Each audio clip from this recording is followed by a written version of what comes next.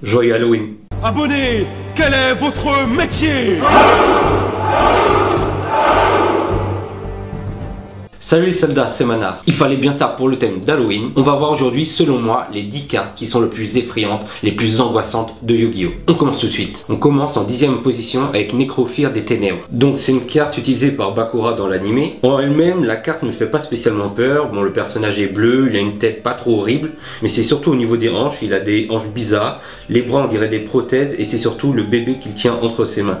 Donc c'est un bébé avec un crâne cassé, le bras déboîté. On sait pas vraiment s'il tient au bébé, si justement c'est l'œuvre de son massacre. Donc il y a vraiment beaucoup de mystère autour de cette carte et c'est pour ça qu'elle fait un petit peu peur. Ensuite en 9e position on a Déchireur de cartes. Donc cette carte joue beaucoup sur le mystère, on voit pas du tout son visage qui est caché, on voit que deux yeux et une bouche qui sont un petit peu illuminés, donc vraiment ça joue beaucoup sur le mystère. Elle est aussi armée d'une sorte de faux. Après on voit que le corps est plutôt assez squelettique, regardez au niveau de ses mains avec de longs ongles, donc c'est pareil, c'est pas une carte qu'on aimerait croiser en réalité. En 8e position on a la carte El Poemer. C'est une carte qui est utilisée par Marie contre Joey. Donc c'est encore un monstre bleu encore une fois qui semble attaché à l'espèce de croix qui est derrière lui.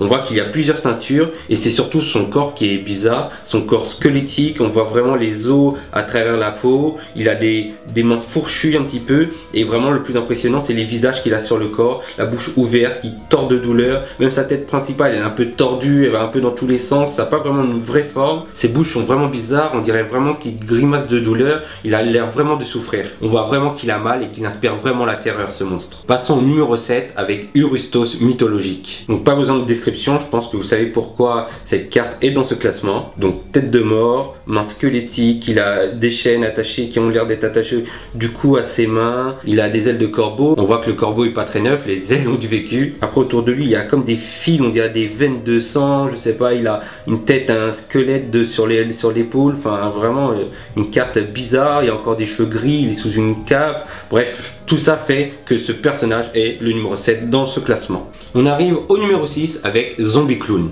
Donc on sait que les clowns tueurs, les clowns zombies sont la phobie de nombreuses personnes et voilà pourquoi cette carte est dans le classement. Cette carte est notamment utilisée par Bons contre Joey, à croire qu'il se tape tous les monstres maléfiques. Joey, c'est un clown qui est ressuscité par les pouvoirs des ténèbres. Sa danse mortelle a envoyé de nombreux monstres dans leur tombe. Donc ça c'est sa description et on va voir maintenant sa description physique. Beaucoup de personnes ont peur des clowns et à mon avis ils auront encore plus peur de celui-ci. Déjà regardez ses yeux. Il a un œil rouge, l'autre qui est balafré, il a les lèvres bleues avec des dents de requin, enfin même des dents de piranha, malgré qu'il y ait plein de couleurs, enfin les couleurs sont ternes, elles sont sales, elles sont salies, déchirées, les couleurs vont pas ensemble, enfin il y a de tout pour avoir une crise d'épilepsie, il y a du violet, du vert, du jaune, du bleu, du rouge, enfin vraiment c'est un bordel pas possible. Physiquement il est assez balèze et on voit que le mec il est pas sympathique. Lui aussi tient une arme dans la main, ça a l'air d'être un petit bâton pour fouetter les fesses, je sais pas, en tout cas c'est pas pour faire du bien. Ensuite on arrive à la moitié de ce classement avec la 5e carte, Sorcier des damnés. Esclave des arts ténébreux, ce sorcier est passé maître dans les sorts d'anéantissement de la vie. C'est sûr qu'avec ça il est tout de suite plus sympathique. Donc déjà on voit qu'il a un petit sceptre dans les mains. Il y a beaucoup de visages sur lui, donc il y a des visages jaunes, violets, verts, marrons.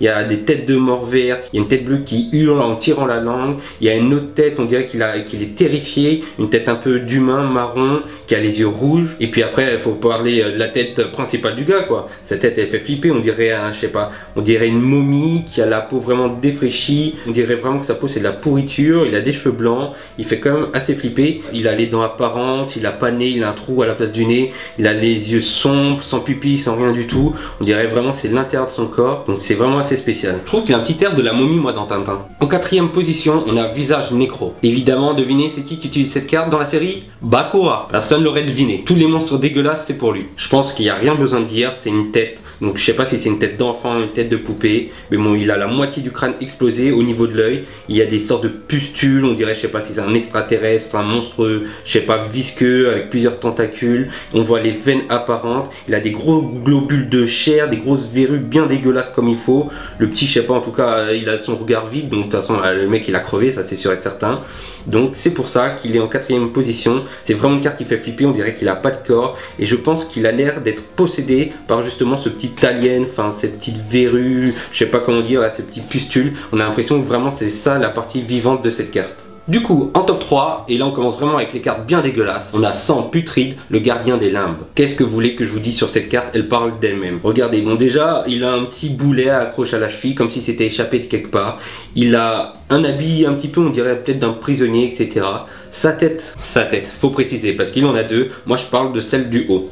Donc on dirait il a des cheveux hérissés, le fond de sa tête est noir, donc on voit rien du tout à part ses yeux rouges qui ressortent bien. On dirait vraiment qu'il nous fixe du regard. Et le pire, alors après c'est sa deuxième tête, dans son ventre là, une petite ouverture là, dans la fermeture éclair. Il y a un truc dégueulasse. Donc je sais pas ce que c'est, si c'est un autre homme, si c'est son corps qui est chelou, tout ça. En tout cas on voit une tête avec plein de plis bizarres, un gros œil, un nez dégueulasse, des grosses lèvres roses dégueulasses aussi. En fait tout est dégueulasse, il a un menton aussi. Bref, il est vraiment bizarre, il fait vraiment flipper parce que c'est vraiment pas normal. Il a une tête encore plus grande que sa tête normale qui sort de son gros corps dégueulasse. En plus regardez sa démarche, le mec il a l'air vraiment déter pour venir foutre la merde. Le numéro 2 et la carte numéro 1, c'était vraiment très difficile de les départager. Mais finalement, j'ai fait mon choix. Et en numéro 2, on a Poupée malicieuse mortelle. Déjà, rien qu'avec le mot mortel, tu comprends qu'elle va pas être sympathique cette poupée. Et c'est qu'à de le dire. Alors, donc déjà, c'est une poupée en bois qui tient dans sa main une grande hache. Elle a l'air vraiment très maléfique. Elle est possédée, ça doit être la version masculine d'Annabelle. Des cheveux blonds d'un petit enfant.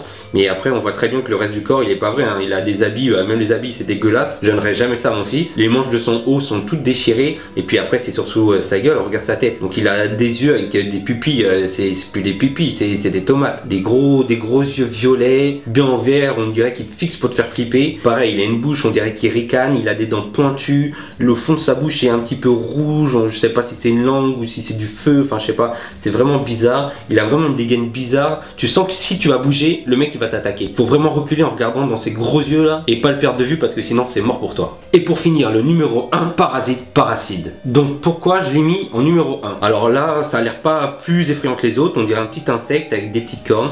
Donc insecte vert avec plusieurs pattes. On dirait des queues ou des tentacules aussi qui sont assez bizarres.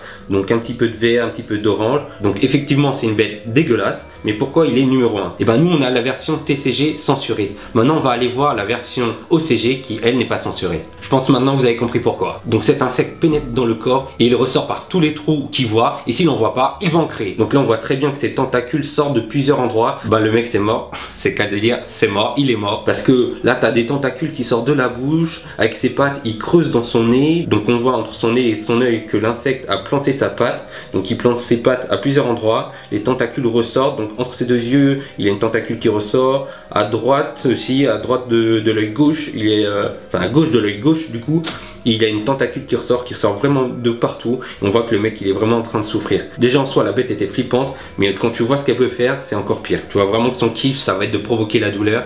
Et ça franchement j'ai pas envie de le voir dans la rue le soir d'Halloween. Et puis j'ai une belle gueule, j'aimerais la garder comme ça. Pour la petite histoire, Insectoraga a réussi à glisser cette carte dans le deck de devinez qui, encore ce bolos de Joey, afin de prendre un avantage sur lui au combat. Et dans un autre match, Joey la réutilise contre Mako Tsunami parce que ce teubé il a oublié de la retirer de son deck. Voilà pour ce classement. Dites-moi si vous êtes d'accord avec moi. Est-ce que vous, il y aurait d'autres cartes que vous auriez mis dans ce classement? Si oui, dites-le moi en commentaire. Laissez un pouce bleu si la vidéo vous a plu. Abonnez-vous. Et nous, on se retrouve pour une prochaine vidéo. C'était Manar, c'était un plaisir. Salut mes soldats.